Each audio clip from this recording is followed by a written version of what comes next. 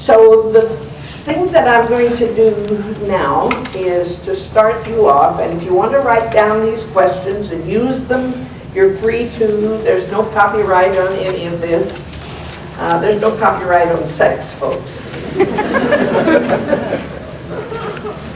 One Monday morning we were driving down the highway going off to some seminars because after he retired, he was my total chauffeur and support, and did the audio visuals for me and packed me and unpacked me. And now I use our daughter, Judith, who does this for me now. And if I had not had the support of the family as I do, the work could not go on. Howard and the family are the Moseses in our family. I just happen to be the Aaron. So understand, without that kind of support, there's no way I could do the work that I do. We were driving down the highway one Monday morning, and I just looked out, and we were driving in the Montfort lane. You know, that's the left lane, the Montfort trucks. And we were driving in the left lane, and I was looking out at the people who were on the road with us. And I said, gosh, there's a lot of old people like us out on the road today. And he reached over and took my hand and squeezed it. He says, but I bet we're the only ones out for sex. So, you have to know that you got to have a good humor where your sexuality information is concerned. If you didn't laugh, you'd cry a lot of times. The first thing I want you to think about is your own conception. 85 years and 2 months ago, I was conceived.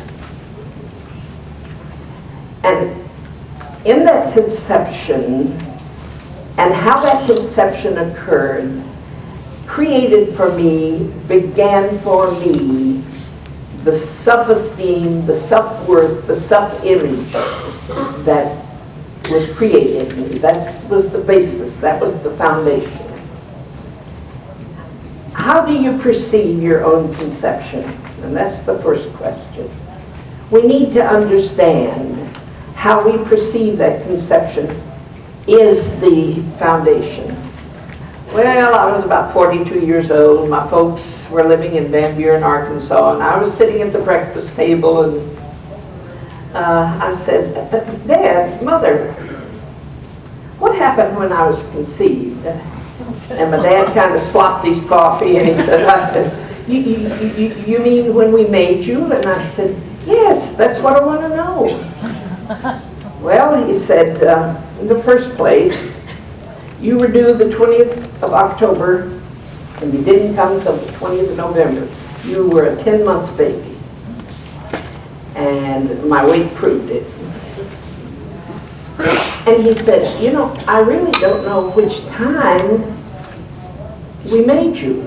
Now that blew our minds, because when we were growing up, we thought they did it 4 times because there was 4 kids. Now you think about it. How could you even think that they were doing this? These old people, you know. And it's like the little kid peeping through the keyhole, and he said, gee, and they spanked me for picking my nose. But you need to know that's very important, and all of us have an opinion, thoughts about, I wonder what happened when I was me. So I said, I want to know.